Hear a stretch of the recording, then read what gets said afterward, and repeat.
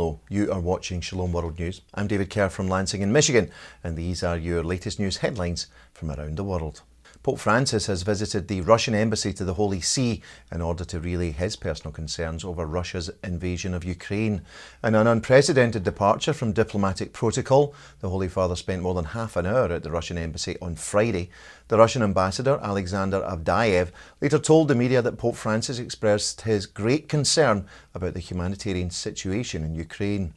He said that the Pope had called for the protection of children, the protection of the sick and the suffering, and the protection of people. The visit by a Pope to an embassy to talk to an ambassador during a time of conflict is unprecedented in living memory.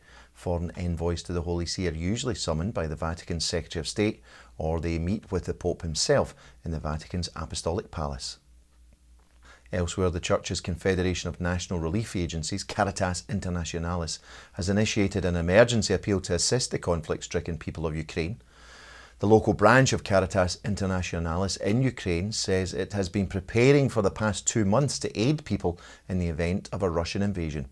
Temporary centres have now been constructed to help those displaced by the conflict. Caritas has also dispatched staff and volunteers to assist with other humanitarian operations.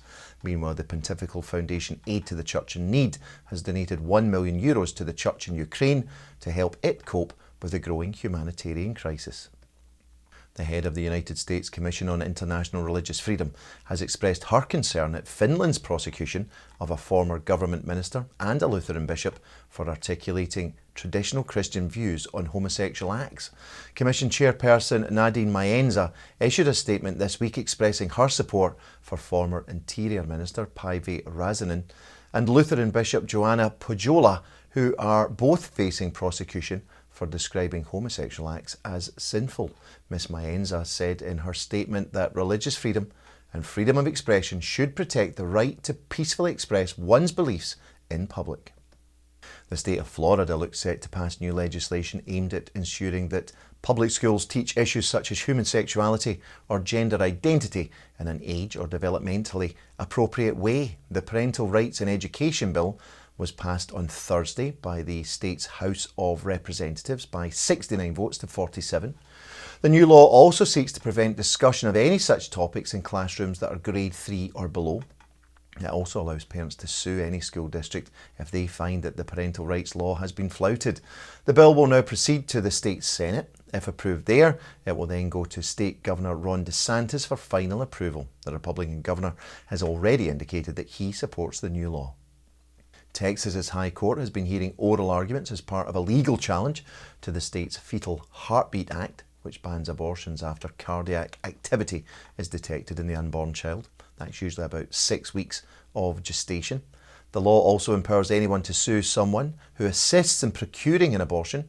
The High Court justices were asked on Thursday to consider if some governmental agencies, like state licensing boards, can enforce the heartbeat bill, given it envisages private citizens rather than the state upholding the law. The hearing comes close to the 6 months mark after the law went into effect across Texas.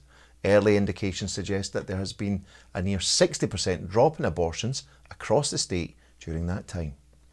2 prominent American bishops have reached out directly to members of the United States Senate ahead of a vote next week seeking to codify a right to abortion within federal law.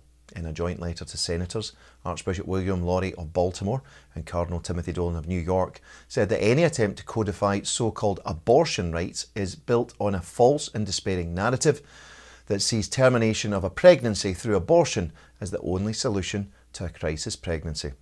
The prelates also said that the treating of abortion as a moral equivalent to the removal of an appendix is radically out of step with American public opinion. They appealed to senators to reject the bill and instead utilise the resources of the federal government for policies that support mothers and children. Senators are due to cast their vote on the bill, which carries the title the Women's Health Protection Act, on Monday.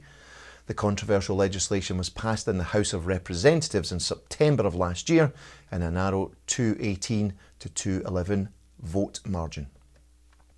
Finally, the foundation stone of a new cathedral of the Assyrian Church of the East has been laid in the northern Iraqi city of Erbil.